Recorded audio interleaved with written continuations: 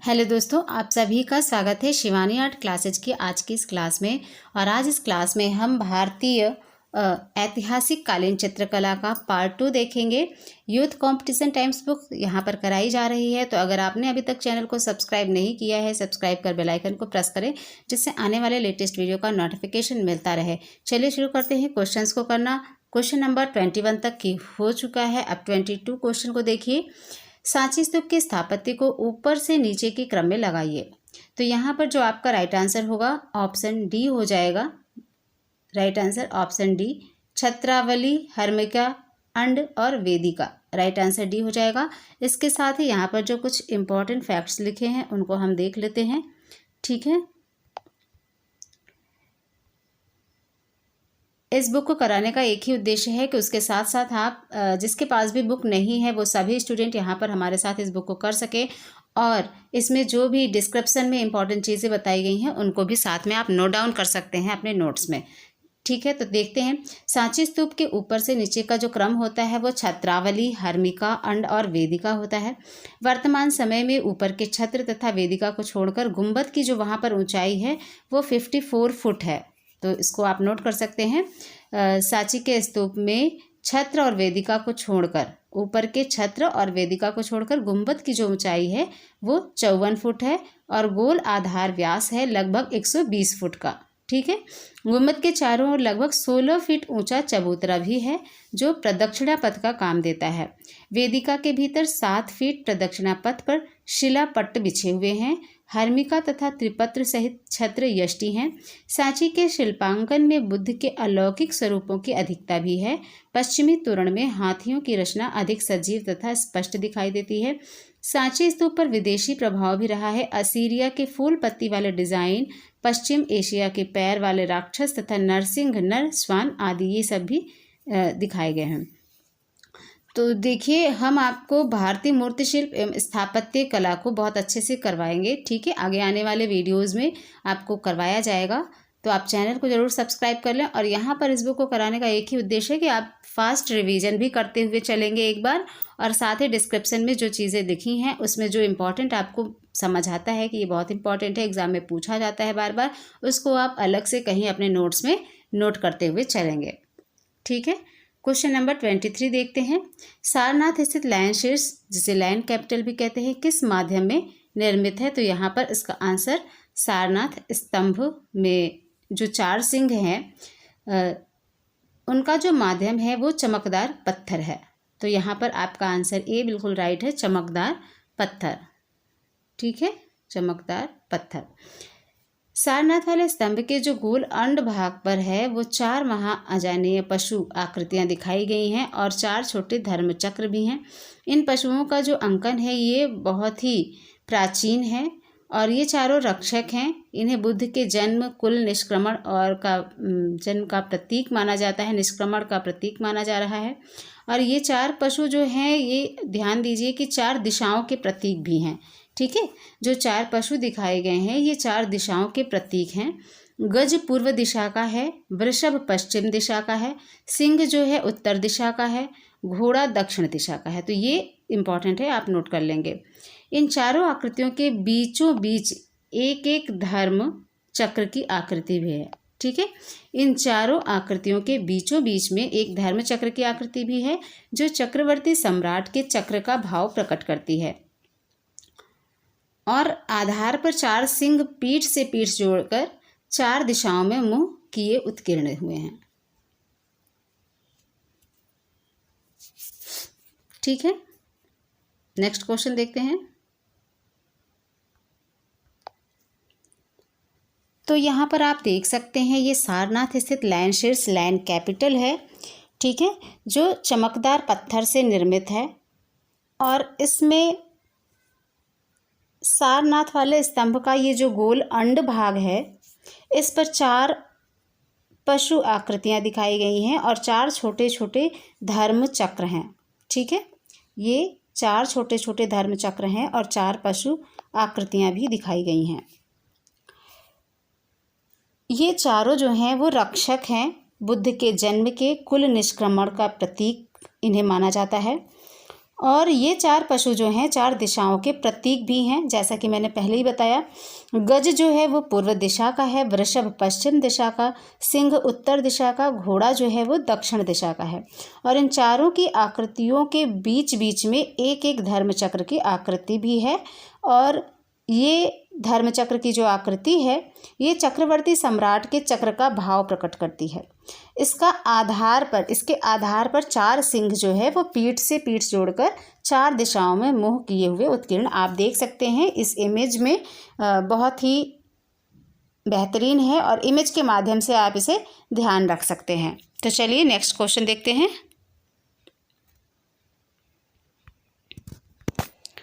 तो अभी आपने जो इमेज देखा उसके माध्यम से इस क्वेश्चन को बहुत ही अच्छे तरीके से याद रख सकते हैं। ठीक है, तो क्वेश्चन नंबर 24 देखिए, वेद कितने हैं? वेद आपके 4 होते हैं। कौन कौन से? ऋग्वेद, यजुर्वेद, सामवेद और अथर्ववेद। तो आप ध्यान रखेंगे वेद जो हैं 4 होते हैं।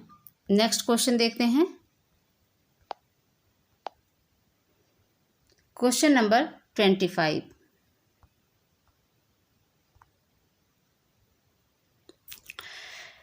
क्वेश्चन नंबर 25 में है कि प्राचीन नालंदा विश्वविद्यालय किस राज्य में स्थित है? ये आपका बिहार में स्थित है।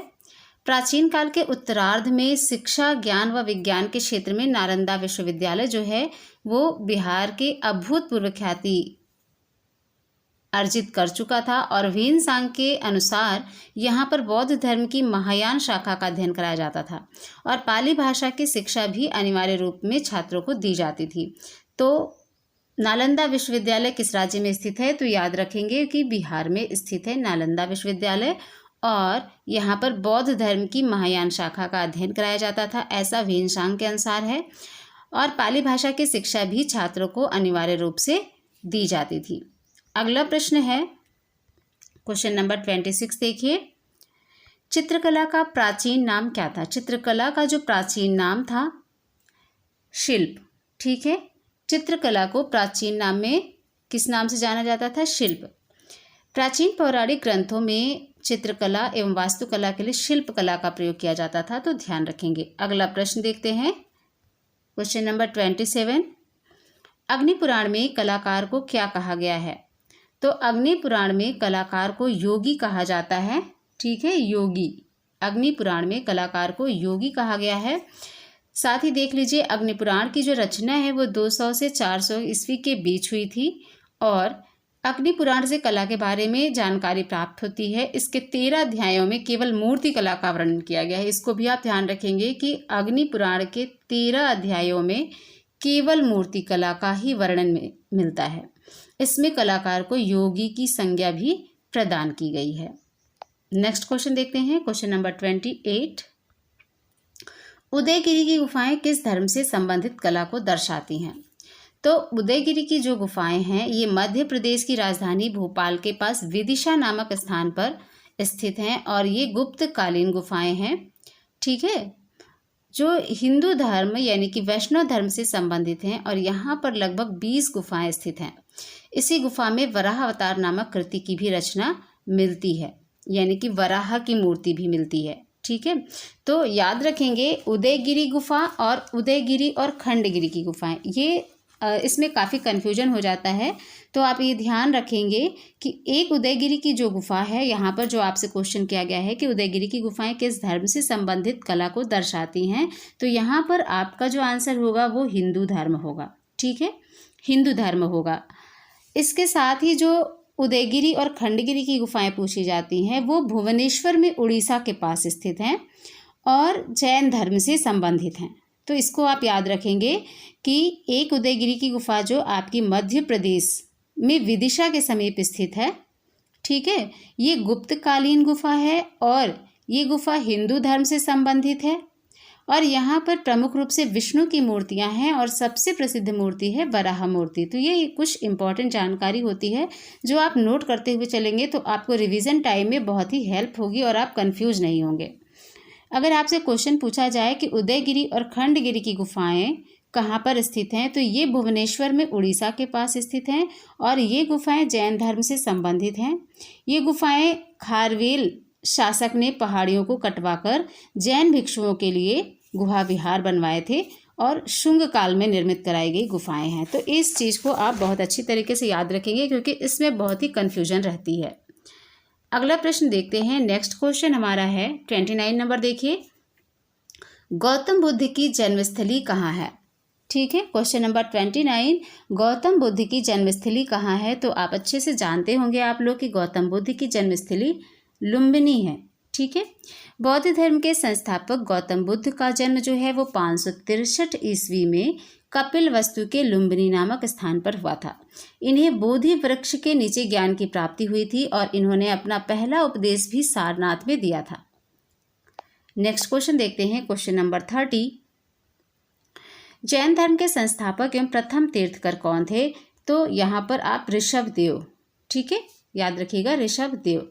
जैन धर्म के संस्थापक एवं प्रथम तीर्थकर कौन थे? ऋषभदेव को माना जाता है। लेकिन जैन धर्म का जो वास्तविक संस्थापक है वो महावीर स्वामी को माना जाता है।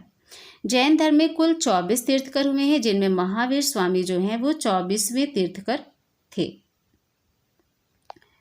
नेक्स्ट क्वेश्चन देखते हैं,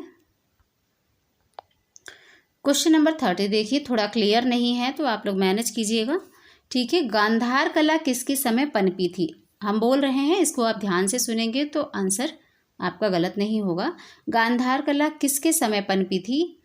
तो याद रखेंगे गांधार कला जो है ये कुषाण के समय में पनपी थी। ठीक है, गांधार कला किसके समय में पनपी थी? कुषाण काल में पनपी थी और कुषाण काल में कनिष्क के शासन काल में ही गांधार कला शैली का जन्म हुआ था। गांधार कला शैली में काले स्लेटी रंग के पत्थर में बौद्ध धर्म से संबंधित मूर्तियों का निर्माण किया गया। नेक्स्ट क्वेश्चन देखते हैं, क्वेश्चन नंबर 32, पौराणिक रूप से चित्रकला की उत्पत्ति से संबंधित कथा का वर्णन मिलता है। कहाँ पर मिलता है? चित्रसूत्रम में, चित्रलक्षणम में, कामसूत्र में या फिर रामायण में? तो यहाँ पर राइट आंसर होगा ऑप्शन बी, चित्रलक्षणम में।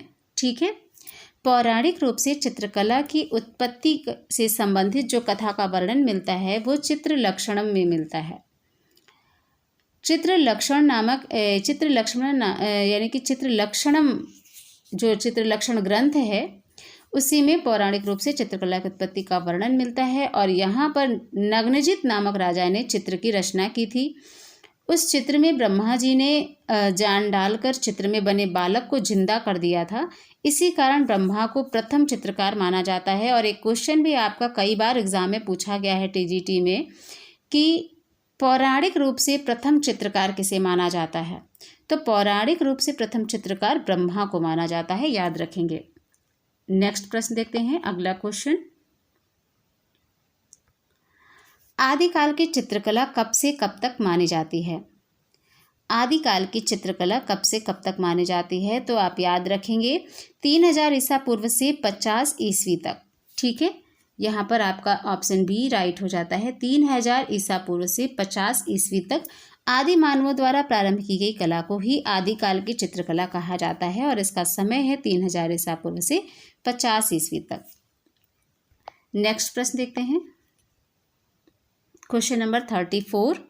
दोस्तों, अगर आपने वीडियो देखा तो अगर अच्छा लगा तो लाइक कीजिएगा। और एक इम्पॉर्टेंट बात ध्यान रखिए, आप लोग वीडियो को शेयर नहीं करते हैं। वीडियो को ज़्यादा से ज़्यादा शेयर कीजिए। एक वीडियो बनाने में काफ़ी मेहनत होती है, अच्छी मेहनत लग जाती है और आप लोग इसे शेयर नहीं करते हैं। इस वजह से वीडियो पे व्यूज़ अच्छे नहीं आते हैं और लोगों तक ये वीडियो रीच नहीं करता। तो प्लीज़ आपसे रिक्वेस्ट है कि आप वीडियो को शेयर ज़रूर किया करें, जिससे ये सभी तक पहुँचे और सभी की हेल्प हो सके, जो कि हमारा यही उद्देश्य है कि जितने भी स्टूडेंट हैं कला से तैयारी कर रहे हैं उनको हमारी तरफ से जो भी सहयोग मिल सकता है मिल जाए। ठीक है, तो क्वेश्चन नंबर 34 देखिए, कनिष्क मूर्ति किस काल में बनी थी? गुप्त काल, मौर्य काल, शुंग काल, कुषाण काल? कनिष्क की जो मूर्ति है ये कुषाण काल में बनी थी। यहाँ पर राइट आंसर होगा ऑप्शन डी, कुषाण काल। बुद्ध एवं बोधिसत्व मूर्तियों के अतिरिक्त मथुरा से जो है कनिष्क की एक सिर रहित मूर्ति मिली है, जिस पर महाराज महाराजाधिराज देवपुत्रों कनिष्कों को अंकित किया गया है और यह खड़ी मुद्रा में है। 5 फुट 7 इंच ऊंची है। राजा घुटने तथा कोट पहने हुए हैं इसमें, और उनके पैरों में भारी जूते हैं। दायां हाथ जो है वो गदा पर टिका है और वह बाएं हाथ से तलवार की मुठिया पकड़े हुए हैं। कला की दृष्टि से यह प्रथम उच्च कोटि की मूर्ति है जिसमें मूर्तिकार को सम्राट की पाषाण मूर्ति बनाने में काफ़ी अद्भुत सफलता मिली है। तो आप याद रखेंगे, ठीक है। कनिष्क मूर्ति किस काल में बनी थी? कुषाण काल में बनी थी। नेक्स्ट क्वेश्चन है क्वेश्चन नंबर 35। नालंदा विश्वविद्यालय था, तो नालंदा विश्वविद्यालय आपका बिहार में है। राइट आंसर सी हो जाता है यहाँ पर। प्राचीन भारत के शिक्षा केंद्रों में नालंदा विश्वविद्यालय जो है वो सर्वाधिक उल्लेखनीय है, प्रसिद्ध है। बिहार प्रांत की राजधानी पटना के दक्षिण में लगभग 40 मील की दूरी पर आधुनिक बडगांव नामक ग्राम के समीप यह स्थित था, और राजगृह से नालंदा की जो दूरी है वो लगभग 8 मील है। नालंदा विश्वविद्यालय प्राचीन शिक्षा का एक महत्वपूर्ण केंद्र था जिसकी ख्याति न केवल भारत बल्कि विदेशों में भी फैली हुई थी। तो ये भी इम्पॉर्टेंट चीज़ें आप ध्यान रखेंगे। नेक्स्ट क्वेश्चन हम देखते हैं क्वेश्चन नंबर 36। मगध राज्य की नींव किसने डाली? पेज क्लियर नहीं है तो इसके लिए मैं माफ़ी चाहूँगी, और आप क्वेश्चन को ध्यान से सुनेंगे तो बिल्कुल आप इसे समझ पाएंगे। मगध राज्य की नींव किसने डाली थी? यहाँ पर इसका राइट आंसर हो जाता है ऑप्शन ए, बिंबिसार। ठीक है, मगध राज्य की नींव किसने डाली थी? बिंबिसार ने डाली थी।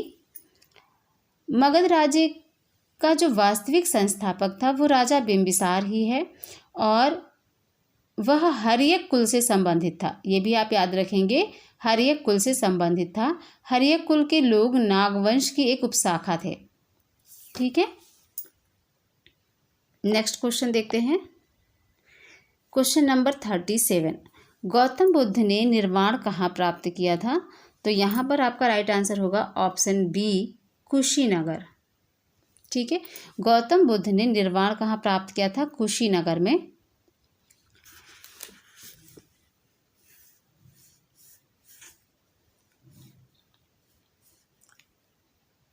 बुद्ध ने 483 ईसा पूर्व में 80 वर्ष की आयु में ही शरीर को त्याग दिया था, जिसे बौद्ध ग्रंथों में महापरिनिर्वाण कहा जाता है। तो आप याद रखेंगे, गौतम बुद्ध ने निर्वाण कहाँ प्राप्त किया था? कुशीनगर में। ठीक है, अगला प्रश्न देखते हैं। मूर्तिकला की वह शैली क्या है जो ग्रीक रोमन कला से प्रभावित रही? तो यहाँ पर राइट आंसर सी हो जाएगा, गांधार। गांधार शैली में भारतीय विषयों को यूनानी ढंग से व्यक्त किया गया है और इस पर रोमन कला का काफ़ी प्रभाव रहा है।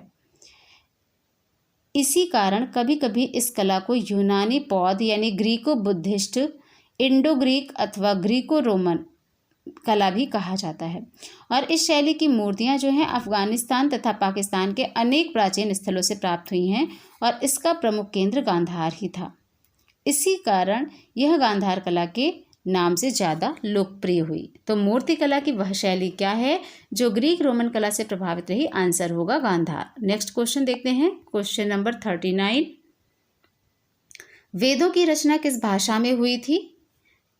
यहाँ पर आपका राइट आंसर होगा ऑप्शन डी, संस्कृत। वेदों की रचना जो है वो संस्कृत भाषा में हुई थी।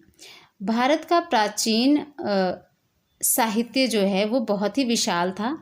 ठीक है, संस्कृत भाषा में लिपिबद्ध किया गया, और भारत की प्राचीनतम लिपि ब्राह्मी है, ये भी याद रखिएगा।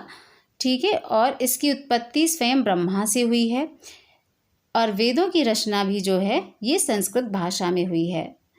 तो वेदों की रचना किस भाषा में हुई थी? यहाँ पर राइट आंसर डी हो जाएगा, संस्कृत। नेक्स्ट क्वेश्चन देखते हैं क्वेश्चन नंबर 40। भगवान बुद्ध ने पहला उपदेश कहाँ दिया था? तो यहाँ पर राइट आंसर होगा ऑप्शन ए, भगवान बुद्ध ने अपना पहला उपदेश सारनाथ में दिया था। ठीक है, भगवान बुद्ध ने अपना जो पहला उपदेश दिया वो सारनाथ में दिया था। 5 ब्राह्मण उनके प्रथम शिष्य बने थे और उन्होंने अपने धर्म का प्रचार प्रारंभ किया था। नेक्स्ट क्वेश्चन देखते हैं क्वेश्चन नंबर 41। देखिए, इंडो आर्य कौन सी भाषा बोला करते थे? तो यहाँ पर राइट आंसर होगा ऑप्शन सी, संस्कृत। इंडो आर्य जो है वो संस्कृत भाषा बोलते थे।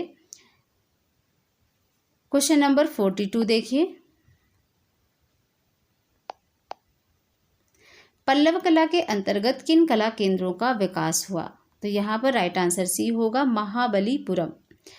अगर आपने हमारे चैनल पे एनसीईआरटी वाले प्लेलिस्ट नहीं देखी है तो आपसे रिक्वेस्ट है आप उस प्लेलिस्ट में ज़रूर जाएं। वहाँ पर क्लास 11 की एनसीईआरटी बुक पूरी कंप्लीट कराई गई है और डिटेल में इन सब चीज़ों के विषय में वहाँ डिटेल वर्णन आपको मिल जाएगा, जैसे महाबलीपुरम, ठीक है, सभी जो भी स्थापत्य से जुड़ी जानकारी है या फिर और भी आपकी हड़प्पा, मोहनजोदड़ो, ठीक है, पूरा पाषाण काल, नवपाषाण काल, जो भी है वहाँ डिटेल में बताया गया है। एनसीईआरटी की बुक पूरी पढ़ाई गई है, तो आप उस प्लेलिस्ट पे ज़रूर विजिट करें और सभी वीडियो को देखें, आपको काफ़ी हेल्प होगी।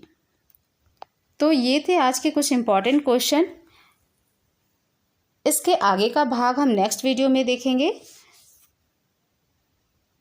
आप इसी तरह से लगातार अपनी तैयारी को जारी रखिए। हो सकता है आने वाले समय में अब आपको जल्द ही टीजीटी पीजीटी की वैकेंसी भी देखने को मिले, तो आप अपनी तैयारी को लगातार जारी रखिए। उसमें नोट्स बनाइए, बारीक से बारीक चीज़ें अपने नोट्स में मेंशन कीजिए, जो कि आपको रिवीजन में काफ़ी हेल्प करती हैं। जो भी स्टूडेंट पिछली बार सिलेक्शन से रह गए हैं तो वो अपना 100% इस बार देने का प्रयास करें और डेली प्रैक्टिस करते रहें क्वेश्चंस की।